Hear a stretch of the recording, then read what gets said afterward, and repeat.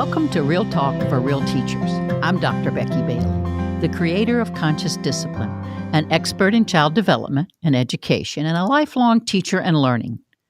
For those listening who are not aware of Conscious Discipline, it is a comprehensive, trauma-informed, brain-based, self-regulation program that combines discipline, social-emotional learning, and school culture into one integrated process.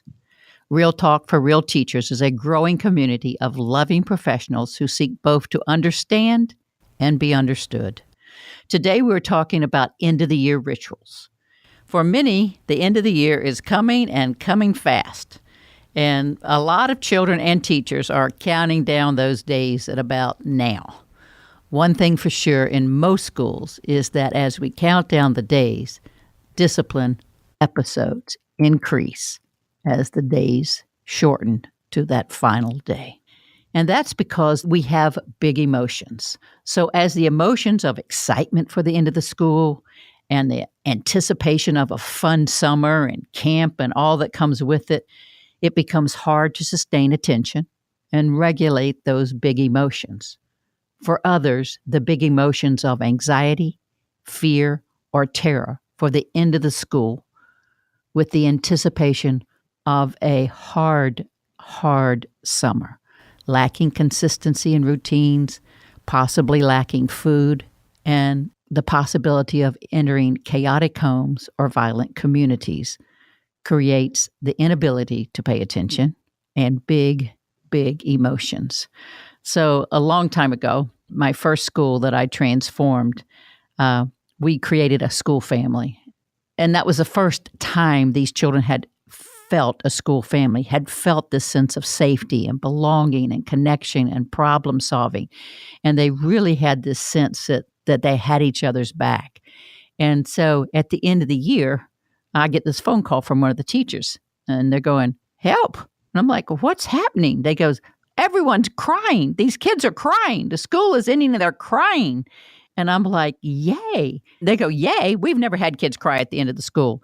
And so for these kids, with about a third of them being homeless, the thought of leaving school was sad. But if you're like me and a lot of other people, sadness and disappointment are tough emotions and a little slippery. Sometimes it's easier to feel angry than sad or disappointed. And typically the children had skipped over that feeling of sadness and gone right to anger and sometimes rage. So the fact that they were in touch enough to be sad at the end of the year was a normal response. When something beautiful is over, when you're saying goodbye to your partner at the airport, that is a sad moment. You don't push them and shove them and call them names. So these children had healed enough in 1 year to really get in touch with the sadness that happens. So today we're going to talk about what to do about this. I mean, because as these behavior problems increase as the year goes on, we have to do something as teachers because the learning doesn't stop just because we all see the end coming near. In conscious discipline, what we do is we intentionally build what's called a school family. And this is a compassionate culture of caring that allows children to solve problems and feel a strong sense of belonging. And it comes from the power of unity, which says literally, and not figuratively, not metaphorically, but literally, we're all in this together. The school family is built upon the principles of safety, connection, and problem solving, derived from routines, rituals, classroom structures, and a skilled teacher in managing emotions and conflicts. Now, remember when we talk about routines and rituals are there for predictability and for consistency, and they create this sense of safety. Rituals provide connection. They are the glue that holds a school family together. So similar to the rituals we have in families. So if you can imagine that, let's just take Thanksgiving or something, that you all get together at your aunt's house for Thanksgiving. This is what you've done every year. Everyone comes. These people bring certain foods. These people barbecue out back. I mean, whatever it is. I mean, you can see I'm from Florida because most of you don't go outside at Thanksgiving in the rest of the country. So it's a real predictable routine of Thanksgiving, but it also has that ritual where we hold hands and say what we're thankful for. Now, imagine when that ritual and that routine gets disrupted and that aunt passes away. some of the sense of family gets shaken. It's like, oh, not so. In addition to loss of a dear loved one, it's like, what are we going to do for Thanksgiving? What's going to happen to the family? Where will we go? How will we pull this together? She's always done it. So these rituals allow us to hold each other in that sense of family. So what are we going to do at the end of the year? We're going to do end of the year rituals to try that, hold that sense of family together. At the same time, see that light at the end of the tunnel, which says this family is ending. So we want to stay together and end at the same time. So I have brought today someone that can help us figure out this dilemma and do it quite well. And so I invited back Vicky Hepler. Now, Vicky's been an early childhood educator for 36 years and taught in a variety of settings, including pre-kindergarten, kindergarten, first grade, and self-contained children with autism. She's a master conscious discipline instructor. She's created master model conscious discipline classrooms in every one of her settings that people have flocked all over just to look at. She's now traveling throughout the country teaching conscious discipline to anyone that has the ears to hear. And she's had many, many school endings. I'd say 36 of them, huh, Vicky? Yes. Yes. So welcome, Vicky, to Real Talk for Real Teachers. We're glad to have you back. Well, and I'm glad to be back, Becky. So tell me about this. Have you seen behaviors at the end of school year? Oh, yes. And I think if you ask any teacher across the country, right now you go and so how's it going? Even if they've created a school family, even if they have pretty much eliminated any behaviors in their classroom, if you ask them right now with 2 or 3 weeks before school's out, how's it going? They're going to go, I don't know what happened, because all the behaviors that were eliminated because children felt that sense of safety and they truly felt connected to one another in the school family, all those behaviors that you had seen eliminated pop back up. And they feel like their safety net has a leak. And that's the anxiety that they can't express in words coming out in behavior. And what I found, the more connected the school family was, the more anxiety was created as the end drew near. And we do things all the time as teachers, and I know every teacher listening does this. I don't care what grade level you are. They're all working, and you're like, all right. And you go, oh, look at you. You all are ready for first grade. Those first grade teachers are going to be so proud. And you're thinking you're really encouraging them. And in reality, their minds are going, what? I'm going to have another teacher? This isn't going to, we're not going to be together. They have no concept, especially young children have no concept that this is ending. And you know that because they have no idea when it begins, how long it's going to go. I had one child who was so proud. They came home the first day of school. They said to their mom, wow, I did it. I made it. She goes, you made it through what? He said, I made it through kindergarten. He thought he went one day, that was it. So they have no concept how long it's going to be. And I can say for myself, teachers all over, we get really attached to our school families as well. And so saying goodbye isn't just hard for the children, it's hard for the adults in the room. And because you've invested your heart and soul. Yeah. And if you are feeling anxious about saying goodbye, of course they pick up on that. So with conscious discipline, when you create these end of the year rituals, they say to children that no matter what, this experience will always be remembered. And you talk in the phrases of, I will remember, instead of I'm going to miss you. Because when you say, I'm going to miss you, it puts children and adults in their emotional state. And I will remember helps you stay in the higher state of your brain so that you can continue to function at a high level in your classroom. That makes sense to me. I mean, everything you've said has made sense to me. And I think that we could all relate to this as an adult. I mean, again, this is 100 years ago, but I remember when I got my PhD, I was so focused on getting my PhD and finishing that dissertation and doing my oral arguments and everything. And someone looked at me and said, oh, wow, I bet you're ready for your new job. And I'm like, job? What? I have to get a job now? It's just kind of like, what? I'm going to first grade? I'm going to second grade? Who Yeah. told me that? I mean, I was so determined to see that one stage in my life and just so excited to be where I was and to see this thing.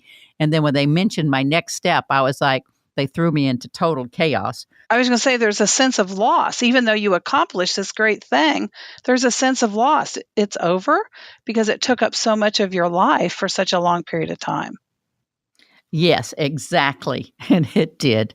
So, Vicky, as we're backing up now a little bit, just a general and getting away from this kind of end of the year, have you seen the power of rituals throughout your 36 years or however long you've been doing conscious discipline? And have you seen them out as you're coaching in other classrooms? Have you seen it? And what do you see when you see it? I think the biggest thing that I see, not only in my own classroom when I was teaching and now that I'm out coaching in classrooms, I see the classroom rituals, the school family rituals, create this soothing sense that I'm not in this alone. Someone's in this with me. And it gives every person this sense of belonging. And then when you have needs arise in the classroom, you have these rituals in place to meet the needs. So it's not adding something else to your day. It's just part of what happens in the culture of your classroom. For example, the wish well ritual. Initially, when we start the wish well ritual, we say, someone's absent, let's sing the wish well song and we're going to wish them well. And then once children get a sense of that, then it becomes more powerful when someone comes in the room and says, my cat's in the hospital. And I say, wow, that is scary. What could we do that would be helpful? And the kids will say, we can sing the wish well song. And so they sing the wish well song. And then I say, now, not only for this child who has a cat in the hospital, but for every single person that's had someone who was sick or a pet that was sick, and we felt anxiety and we worried about would they be okay. So we're all going to put our hands on our heart, take a deep breath in, and send those well wishes out. And it's a powerful thing. You can just see the anxiety in the classroom dissipate. The most powerful example of rituals came when I was teaching self-contained children with autism. And we had a little guy fall and break his arm on the playground. And as you know, that was very anxiety producing for this child. And I managed to get him to the car with his mother and we got all calm. But when I came back to the room, I was not in my calmest state, and neither were the children. And so I was breathing, calming down, and one of the kids said, Wish Well song. And so we sang the Wish Well song. And by singing that song, it got me into my higher state. And I said, let's send a video. And so we sent a video of the class singing the Wish Well song to this child in the hospital who was probably absolutely terrified because of sensory overload that comes in a hospital emergency room. And the mom said that when it came through, they were setting his arm. And the whole time he kept saying, school family song. She had to play it over and over again. So at his time of huge anxiety and fear, the school family from a distance offered him that comfort. And that's what rituals do. Perfect. So now let's shift to the end of the year. So let's do this. When do you think you would start these end of the year rituals before we get into what they actually look like? So how do I know when it's time? Well, it's different for older children and for younger children. Older children, they kind of start the countdown process or they become aware that the end is near about the same time the adults do. So as the adult in the classroom, as soon as you think, 60 more days of school, usually you don't start that early, but if you're having a rough year, you might. But, you might go 20 days of school, 30 days of school. As soon as you start the countdown, they become aware. And that's when it's time to start creating rituals that prepare the children for the transition from the safety of this school family to go into the next grade level. Because many times they're going into classrooms where there might not be a school family. Okay, so what about the younger ones? For the younger children, you don't need to tell them quite as early. For me personally, I know it's time when I see those behaviors start popping up. Often, just like you wouldn't tell a 3-year-old, we're going to the doctor in 2 weeks, you're going to get a shot. No, you'd say it 20 minutes before it's time to get in the car. Get in the car. We're leaving. Where are we going? Breathe with me, honey. We're going to the doctor. But in the classroom, generally speaking, I started about 2 to 3 weeks before school was out. And as you said in your introduction, I taught mostly, primary early childhood. So I started about 2 or 3 weeks out. And I guess if you have very challenging kids and the summer break looks a little more daunting to them, these behaviors might pop up a little sooner. So I think that's a good rule for everyone to kind of pay attention. When those behaviors they've been able to manage fairly well with your coaching and now can't seem to be managed as well, that's a time to get some more glue back in that family, soothe the sense of loss, and that happens with rituals. So now let's go into what kinds of rituals you like. Now, you mentioned earlier about the difference between remember and miss. So let's just bring that home a little bit. So we've all had people in our lives that we've loved that have left or passed away. And when they pass away, there's this missing, and that's called grief. And that could last years. But at some point in there, then you start, remember when we used to go by the creek and get the rope and Grandpa would do this and then we'd swing off and hit in the inner tube and he'd laugh.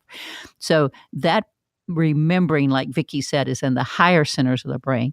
Missing is in the lower. So as children start missing their school family while they're still in it, we have to shift from missing to remembering. So with that, Vicky, what are some end of the year rituals you've done that you've found to be successful? Well, first, I pay attention, like you said, to the behaviors. And oftentimes they'll say, I'm going to miss my friends, or I'm going to miss you, Miss Hepler. And as soon as I hear that, I say, I will remember. And I tell them something I remember. And then they'll often say something they remember. So I start getting that language going in those teachable moments. And then some of the rituals that I've done over the years, this has always been one of my favorites. I create an I will remember book. Depending on the age that you teach, I put up chart paper and we just started brainstorming or going around the circle. I will remember my school family, or I will remember, and they tell one thing they remember about our time together. And, they'll talk about field trips, they'll talk about meeting a friend. Often you'll hear over and over, I will remember my school family. And I just write everything down on chart paper and we add to it for probably a week or more, and we reread it. We're talking, wow, look at all the things we did this year. And so it helps keep them remembering instead of thinking about missing. And then each child chooses one thing, and I've done it different ways. One of my favorite things is on Kindness Counts. There's a song called Love is a Circle, and it's Dr. Becky Bailey. You wrote the words, and Mr. Al wrote the music, but it's called Love is a Circle. The words say, remembering you. So I'd play that song, and then we'd read our list, and then over time, I'd have them pick what they wanted to illustrate. And even if they were writing, I still wrote it for them or typed it, because this is going to be a treasure for them to take with them. So every child draws an illustration. Let's say they remembered their trip to the petting zoo, and so they draw that. And then I put a copy of each child's picture in the corner of their illustration, and then I take a class picture, put it on the front, and then I make photocopies. So every child takes home a book of memories of our time together. And so that's a really powerful tool. Wow, that is a powerful tool. And it's interesting that in the midst of us doing this remembering missing, I wrote that song, Love is a Circle, for my mother, who was in process of her own life transition. And so for me to keep working and to keep in the higher centers of my brain, I wrote that song actually for her. So an interesting remembering I'm having right now. So in addition to that, have you seen stuff in some of the older grades or other ideas that you could throw out there for some people just to give them a smorgasbord of possibilities? Well, this could go either way, but older grades, they want to know what it's going to be like the next year. So they can write questions that they send letters for older kids. They're writing friendly letters. They send a letter to students in, like if they're in fourth grade to fifth grade, saying, do I have to know trigonometry? Because their imagination goes crazy. They don't know what you have to know in fifth grade. They just know it's going to be harder than fourth grade. And so for example, you have kindergarten children who think they have to read chapter books in first grade. Yeah, those are the questions I had. Do we have to read chapter books? Yes. What we're saying here, and I hope everybody's hearing that, is how do we soothe anxiety? And the anxieties will be different for different children with different histories. But certainly we're saying, we do this all the time. What if that I'm supposed to do this? What if I'm supposed to do that? What if? So you're saying ask questions about all these what ifs, because anxiety always says you don't have enough information. Get more information. So that's an excellent idea. And also I've heard about taking field trips. Do you go up to the next grade? Well, have you seen that? Yeah, that's what I used to do. I'd schedule an appointment with the grade level my children were going to the next year for the last week of school, because let's face it, the last week of school, everybody's looking for things to do. And so we would go visit the classroom, and they would have the questions or the letters. My kindergartners would ask the first graders the questions, and the first graders would answer the questions. A powerful thing. There's a wonderful teacher at my old elementary school. She had each of her students make a little book about what first grade would be like, showed them what was inside the room, and just helped them feel comfortable, because like you said, anxiety is what if? I don't know what's coming. So that's where the anxiety comes from. So I think it's really helpful to go visit the next grade level. And what's interesting, as I knew we were going to do this podcast, and I was thinking about, wow, we nail celebrating at the end of high school or the end of college, right? As families, we create these wonderful slideshows or memory books. We have parties and we bring the family together. And I thought that's really what you're doing at the end of a school year. You're creating something to help them remember. And so one of the things that I think is important to do is involve the families in a celebration at the end of the year, to say, hey, you know what? We all did this together, and we're going to celebrate your child and our time together. Because oftentimes when you practice conscious discipline, the families become as connected to the other children and the other parents and you as the children do. So I've had parents that are just crying the last day of school. I don't know what we'll do without you. And it's not that it was me, it was that we created this school family. So I think if you can involve parents in the celebrations, it's really helpful. So, Vicky, let's go over this then, if we're going to do our steps for tomorrow, because, some schools are ending like bam tomorrow, Right. And then we have some that go a little bit longer, but we're at the end of the year right now. So what are some things, let's say that I've kind of been working on this, but I didn't give it a whole lot of thought. So it wasn't really intentional. It just kind of happened because I have this time, like you said, what am I going to do with these kids? They're kind of crazy. Let's just fill some time. And you're saying, let's don't just fill time. Let's make it intentional. And so what are your steps for tomorrow? Let's say 3 things that teachers need to take from this podcast and go, oh, I can do that. Well, number one, do something that acknowledges that they're moving, and they're moving from your classroom to a summer of the unknown and a classroom they don't know next year. So even if you just sit in a circle and pass a pretend microphone or your talking stick and talk about, I will remember, and what you'll remember about the school family. And the second thing I think would be to create a book that they can take with them. For example, I've always done these memory books. And about 2 years ago, this parent walked in the classroom with her daughter. And I looked at the parent and I thought, wow, she looks familiar. And she goes, Miss Hepler. And I go, oh my goodness. I taught her kindergarten, and here she was bringing her daughter in with her. And she had her memory book that she had gotten from kindergarten 20 years before. So it's a powerful thing. Wow. Isn't that cool? Wow. I know, it was pretty tattered. That is so cool. I thought it was amazing. It is amazing. And I guess, I'm not one of those tech people, but I'm assuming that some of these tech-savvy young families could have a video of I Will Remember. Yeah. I did a DVD. I did a picture DVD of pictures I'd taken the whole school year, and I just recorded it, put it on a DVD, and sent it home because, most families have a DVD or Blu-ray player in their home. So there you go. High-tech Vicky Hepler. Well, that was at the end of my career. Okay, but what's number 3? Number 3, I think, is giving them an opportunity to get information about what's going to happen next year and reminding them the coping strategies they've learned in the classroom will help them over the summer and will help them next year. Remember, when you feel angry, when you feel sad, what are some things that we've done in here? You can take that with you when you go. I've had some teachers that had the kids that were very high risk, and they made a safe place at school, a portable little safe place with little teeny things. And she brought them a little box, and they put some stuff in it that would help them through the summer because their summer was going to be a little intense. So they put some skills on T-shirts she brought them so that the kids could color, what do you need to remember on this T-shirt? Stuff that they would hope maybe would stay with the child that wouldn't get lost maybe at a shelter or stolen from them.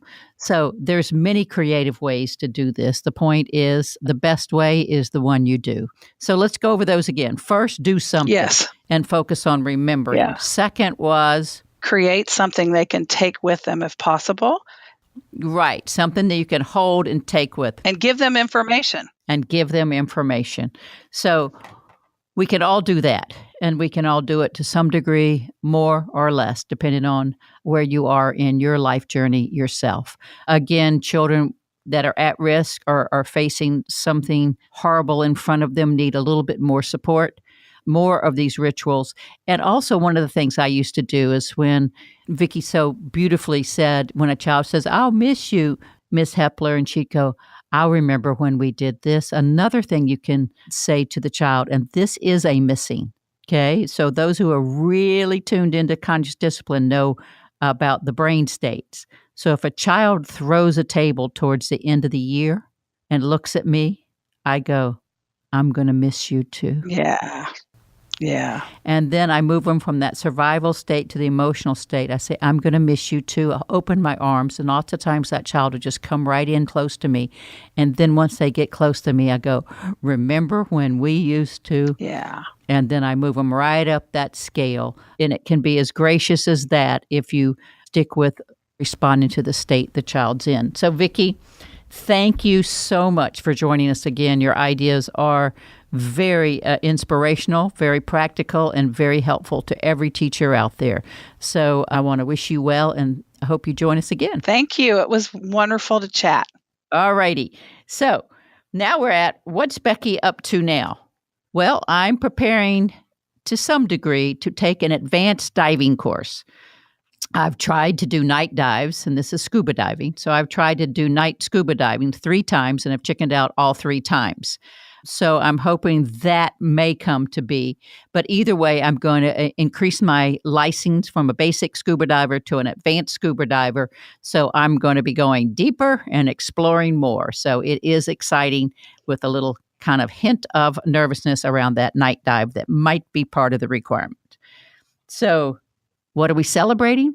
Well, many of you know that on our website, we have Schubert School with over 300 videos to demonstrate how you can implement CD in your school from 0 to grade 5, 6. Well, I am super, super excited because we are launching Home with Schubert and Sophie. Yay! Yes, Vicky, it's worth a yay there. And we thought she'd left us, and she's back. She's back. She said she'd come back, and she came back. So this is exciting. So Home with Schubert and Sophie, where parents can see what CD looks like at home. So now we're going to have that homeschool connection, and who knows? It's exciting. It is exciting. So take a breath with me. Breathe with me, Vicky, and breathe with me, those listening. You ready?